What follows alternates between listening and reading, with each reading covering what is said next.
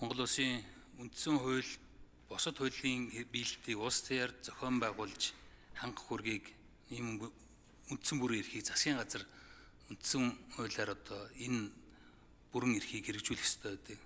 Тэгээд ер нь бол яг энэ үүргийн хэрэгжилт хангалтгүй. Сая ч гэсэн хот тосгоны эрх зүйн байдлын тухай хууль хэрэгжих ёстой хугацаанд дуусч яхад 3 хоногийн өмнө жишээлбэл оруулж ирж яаралтайгаар хэлцүүлье гэдэг асуудал тавьж байна.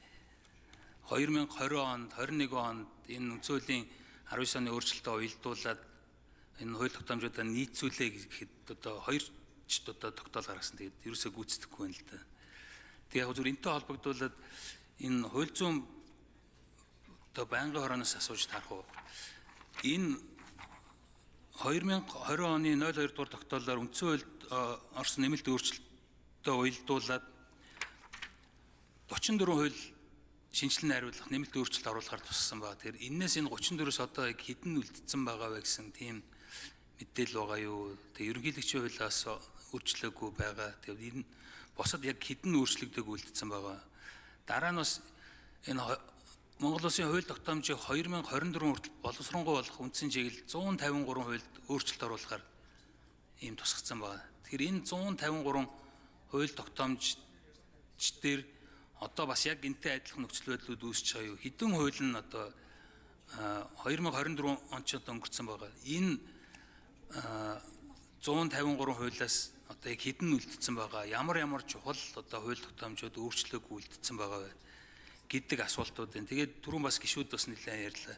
Улсын их хурлаас хяналтын чиглэлүүдэд сайн одоо биелүүлэхгүй бол засгийн газар бол яг өөрийнхөө бүрэн одоо энэ үүргээ хэрэгжүүлэхгүй байгаа ийм дүр зургууд харагдаж байгаа учраас энэ улсын их хурлын хяналтын чиглэлүүдийг байнгын хороо төрийн байгуулалт болон хууль зүйн байнгын хорооны дарга нар бас яг энэ чиглэлээр нэлээд анхаарч ажиллах одоо шаардлагатай харагдаж байна. Тэгээд хууль зүйн байнгын хорооноос түрүүчийн 34 хууль 153 хуулийн яг хэдэн үлдсэн өөрчлөөгүй байгаа вэ гэдэг талаар мэдээлсэн.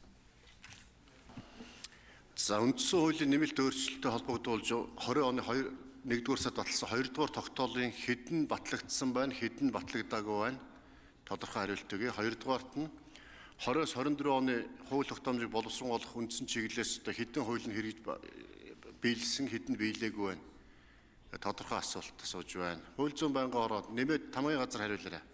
Энэ мэдээлүүдээс тамгын газар дээр байх ёстой. Хууль зүйн байнгын хороо зөвлөх бэлтгэлээ хангаарай. За Цогтбаатар гишүүн. Цогтбаатар дараа хууль зүйн байнгын хороо. За бид нар манай байнгын хорооны төвшөнд их хурлын тамгын газар ч бас яг энэ бүртгэлийг хийгээд явж байгаа. Одоо надад яг энэ гар дээр бүр ингээд салбараараа хэдэн хуулиудад ямар өөрчлөлт оруулах ёстой. Тэгээд тэн дээр хэдэн ороод хэдэн ороогүй байна гэдэг мэдээлэл одоо миний энэ гар дээр байж байгаа. Тэгээд би их төвшин гишүүн рүү болоо ер нь гишүүдэд манай энэ ажлын албаныхаа энэ мэдээлэл бүх гишүүдэд тараагаад өгчих. Хаана юу нь хийгдээд юу нь хийгдэг байгаа гэдэг. Тэгэхээр тэр бүр бүртгэлтэй байж байгаа. Одоо 150 эдэн хуулийн би яг танд энэ ч нөгөө салбараараа болохоор одоо зарим дээр нь 20% хэрэгжсэн байна, зарим дээр нь 20%, 30% гэдэг ингээд явж байгаа байхгүй юу? Тэгэхээр тэр бүгд мэдээллийг танд гаргаад ер нь зөвхөн танд биш, гишүүдэд ер нь тараагаад өгч.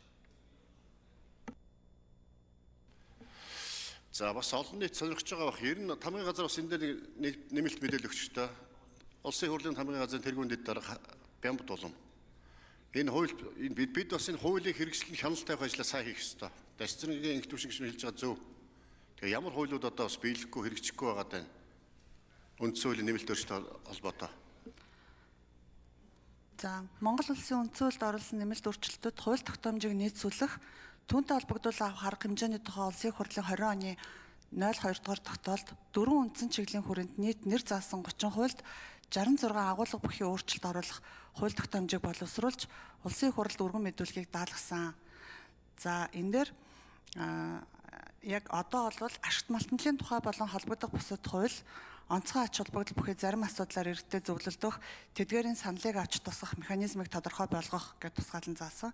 Цөмийн энергийн тухай болон холбогдох бусад хууль иргэдэд өмчлүүлснээс бусад газар түнчлэн газрын хэвлэл, түүний баялаг, усны нөөц, амтан төрийн нийтийн өмч байх. За тэгээд ард нийтийн санал асуулгын тухай хууль үүнд тусгаар тогтнол нутаг дэвсгэрийн бүрэн бүтэн байдлыг үгүйсгэх зорилго бүхий ард нийтийн санал асуулга явуулахыг хориглосон зохицуулалт оруулах, Монгол улсын ерөнхийлөгчийн тухай хууль шинжилсэн найруулга ерөнхийлөгчид хуулиар олгосон бүрэн эрх Монгол Улсын үндсэн хуулийн 33 дугаар зүйл заасан хүрээнд байх гэсэн ийм оруулах өөрчлөлтийн төслийг өргөн мэдээлэл өгөө байна. За төрийн нийтийн өмч газрын явлын баялагийг ашигласнаар байгаль орчинд үзүүлэх нөлөөлийн талаар иргэний мэдих хэрэгтэй холбоотой агуулга бүхий төслийг бол 2025 оны 6 сарын 25-ны өдөр өргөн мэдүүлсэн хилцүүлгийн шатанд байгаа. Нийтийн өмчийн хууль бас энэ хилцүүлгийн шатанд байгаа. Тэгэхээр 19 оны үндсэн хуулийн нэмэлт өөрчлөлтөд холбогдуулж өөрчлөх ёстой 40-д хуулиас 6-7 үлдсэн юм байна. Түүний нэг нь одоо ерөнхийлөгчийн тухай хууль юм байна гэж ойлголоо тийм ээ. За. Аюушин ариун зай гişүн.